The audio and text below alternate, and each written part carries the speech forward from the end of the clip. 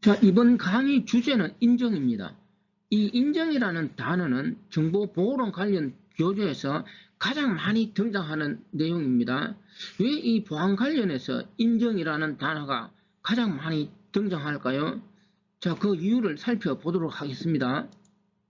자, 그러면 인정이 얼마나 중요한지 예를 들어 설명하겠습니다. 자, 우리가 G마켓, 쿠팡 같은 곳에서 물건을 구입하고 카드로 자유롭게 결제하고 있습니다. 결제하기 전에 그 물건을 판 상점 주인 얼굴을 본 적이 있습니까? 한 번도 보지 않고 계속 결제하고 물건 구입하고 있습니다. 바로 인정되었기 때문이겠죠. 그러면 똑같은 예를 들겠습니다. 물건을 구입하는데 그 물건 값이 1억이면 어떻게 할까요? 아마 1억이면은 쉽게 결제할 사람은 잘 없을 것입니다. 또 다른 인정이 필요할 것입니다. 자, 다른 예를 하나 들어볼까요? 제가 이 책을 출간하는 예를 들어보겠습니다. 제가 전산직 공무원 책을 몇 년 동안 계속 출간하는데 얼마 전에 아는 사람에게 인쇄소 사장 소개를 받았습니다. 그런데 한 5년 정도 되지만 한 번도 그 사장님 얼굴을 본 적이 없습니다. 단지 소개받고 전화, 폰, 메시지, 카톡이나 아니면 인터넷 등으로 자료를 주고받으면서 지금까지 일을 하고 책을 출간하고 돈을 보내고 하고 있습니다. 얼굴을 보지 않고 비대면이죠. 비대면 상황에서도 인정되었기 때문에 이런 일이 진행될 수 있을 것입니다. 과거 이야기 한번 해볼까요? 과거에는 무슨 일을 하면은 일반적으로 만나서 술도 한잔 먹고 밥도 먹고 하면서 등등 이렇게 하고 나서 서로 일을 진행하였습니다. 그런데 요즘은 어떻게 될까요? 많은 부분에서 사람 얼굴을 전혀 보지도 않고 이렇게 일을 진행하는 경우가 많다라는 것이죠. 그래서 이런 경우가 발생됩니다. 요즘은 어떤 일을 하기 위해서 사람을 만나는 게 아니고 하도 얼굴을 못 보다 보니까 소주 한잔 하고 싶어서 만나는 경우가 있습니다. 소주 한잔 하는 것은 비대면 얼굴을 보지 않고는 할 수가 없는 것이죠. 자, 인정이 얼마나 중요하고 필요한 현대사회에서 그것인지를 제가 설명하였습니다. 그래서 저는 이렇게 생각합니다. 우리 현재 생활에서 인정이 되지 않으면 이 사회는 마비될 수도 있지 않을까 그런 생각도 해봅니다. 또 다른 방법을 찾아야 할 것입니다. 자, 그렇다면 본격적으로 인정은 시험에 나오는 내용에서 어떤 인정이 있을까요? 바로 두 가지가 있는 것이죠. 제가 다 설명하였습니다. 먼저 사람 인정이 되어야 할 것입니다. 그 사람을 인정하는 것을 무엇이라고 하느냐? 시험 이런 데서는 개체 인정 이렇게 이야기하고 오른쪽을 봅니다. 또 다른 인정은 메시지 인정이 될 것이죠. 예를 들어 이메일이나 카톡, 폰 등으로부터 어떤 메시지가 왔을 때 인정되지 않으면 어떻게 될까요? 그 메시지를 보고 일을 진행할 수가 없을 것입니다. 자, 정리하면은 인정은 크게 사람을 인정하는 개체 인정하고 이메일 같은 것을 인정하는 메시지 인정으로 구분되는데 세부적으로 좀 볼까요? 이 개체 인정은 실시간으로 진행되는데 메시지 인정은 실시간으로 진행되지는 않는다라는 것입니다. 먼저 메시지 인정을 한번 이야기해 볼까요? 여러분들이 하루에도 많은 이메일 받을 수가 있겠죠. 여러분들이 많은 이메일을 받았을 때 100% 읽습니까? 저도 많은 이메일, 스팸 메일, 광고 메일 수도 없이 오니까 그냥 읽지 않고 휴지통으로 들어가는 것도 비일비재합니다. 바로 이 메시지 인정, 이메일 대표적인 예가 됩니다. 실시간으로 진행되지 않는다. 충분하게 이해되었습니까? 나머지 내용은 아래쪽을 읽어보면 되니까 읽어보시기 바랍니다. 자, 그러면 개체 인정, 사람 인정은 뭘까요? 예를 들겠습니다. 자, 우리가 현재 살아가면서 카드 하나만 있으면 어떻게 되죠? 모든 것이 거의 다 결제되고 있습니다. 그래서 카드 하나만 넣고 다니다가 근데 갑자기 길을 가다가 현금이 필요하면 어떻게 해야 될까요? 현금 자동 지급기 찾아가서 현금을 인출해야 될 것입니다. 바로 우리가 이런 현금을 인출하는 그런 과정은 개체 인정이라는 것이죠. 해서 개체 인정 여기 쭉 적어두었으니까 이 내용을 읽어봅니다. 개체 인정에 대해서 하나만 이야기하면은 그 세션 동안만 유효하다 체크하시기 바랍니다.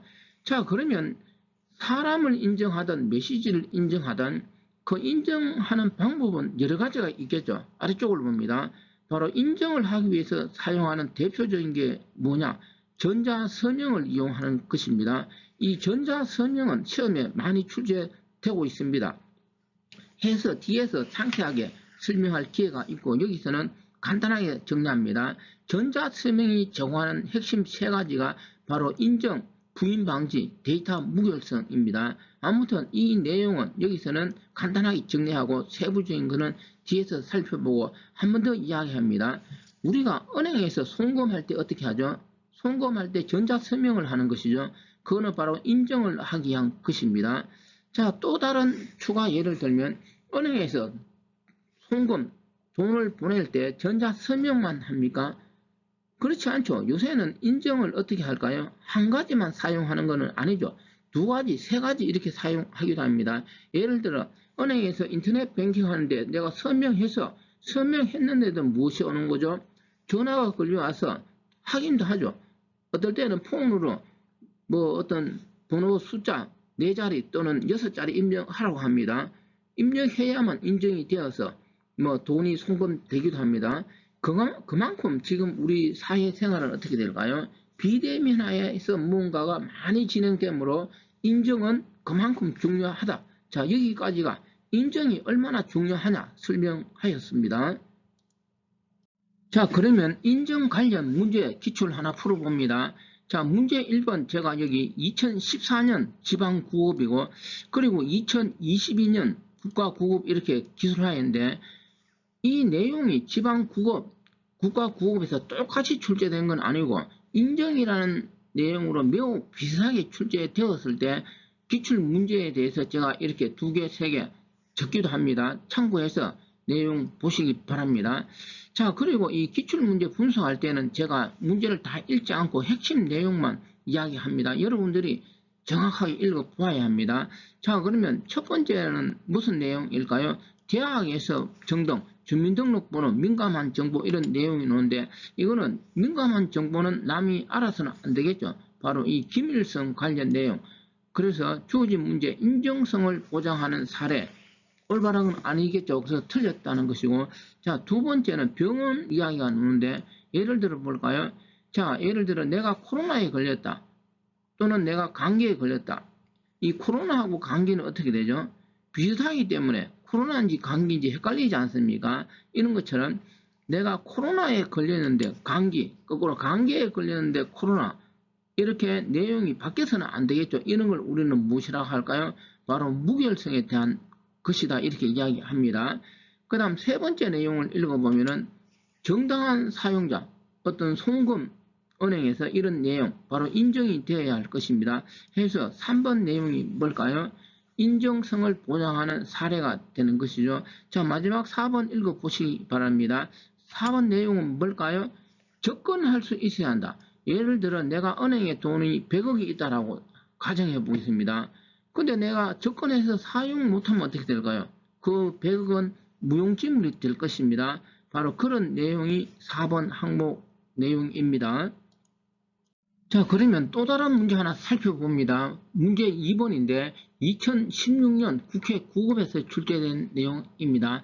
자, 이 문제의 핵심은 보안 서비스 개념인데 보안 서비스 종류는 앞에서 다룬 인정 말고 여러 가지가 있죠. 기밀성, 무결성, 부인 방지, 가용성 많은 내용이 있는데 이들 내용에 대해서 뒤에서 다시 한번 더 살펴볼 기회가 있고 지금 문제에서 간단히 한번 정리합니다. 먼저 기억은 기밀성인데 그러면 설명이 맞느냐라는 건데 기밀성이라고 해놓고 데이터 이변조 되지 않아야 한다. 이거는 뭘까요? 데이터 이변조는 무결성이 되는 것이죠. 해서 기억은 틀렸다라는 것이고 자, 니은 내용은 무결성은 위에서 이야기하였습니다. 예를 들어 내가 코로나에 걸렸다 또는 감기에 걸렸다. 이게 바뀌어서는 안 되겠죠. 해서 2번 내용은 무결성인데 권한 있는 자는 서비스 사용한다. 이거는 뭘까요? 이 내용은 내가 통장에 돈이 100억이 있어. 내 건데 내가 접근 못하면 어떻게 될까요? 무용지물이라고 하였습니다. 바로 이 설명은 가용성을 이야기하는 것이죠. 해서 니은 무결성 설명으로 틀렸다라는 것이고 자, 디귿 인정입니다. 인정 읽어보면 정당한 자 입증한다 올바른 내용입니다. 해서 이것은 올바른 내용이 되고, 자, 그 다음에 부인 방지인데, 부인은 뭘까요? 부인은 거짓말을 하는 거고, 부인 방지는 뭘까요? 거짓말 하는 걸 방지한다라는 것입니다. 예를 하나 들어볼까요? 사람은 태어나면서부터 거짓말을 잘한다. 제가 이런 걸 들었습니다. 왜 그럴까요? 예를 든다면은 한 2살, 3살 먹은 조카가 있다. 그러면 거짓말 하는 걸 보았죠. 예를 들어 부모가 자기 자식에게 거짓말을 가르쳤을까요? 가르치지 않았는데 거짓말 하지 않습니까? 해서 사람은 태어나면서부터 거짓말을 잘한다 이런 말이 있습니다. 자, 이렇게 거짓말 했을 때 어떻게 해야 될까요? 거짓말 한 걸 입증하면 되겠죠. 그 개념이 부인 방지의 개념입니다. 자, 그러면 리얼 내용을 읽어보면 거래 사실을 부인할 수 없어야 한다.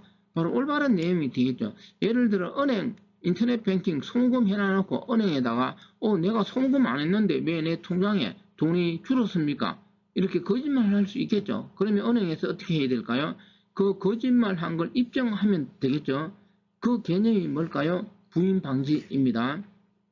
자, 마지막 위험인데 이 가용성 이야기하였습니다. 내 거는 내가 마음대로 권한에 있으니까 접근해서 사용해야 합니다.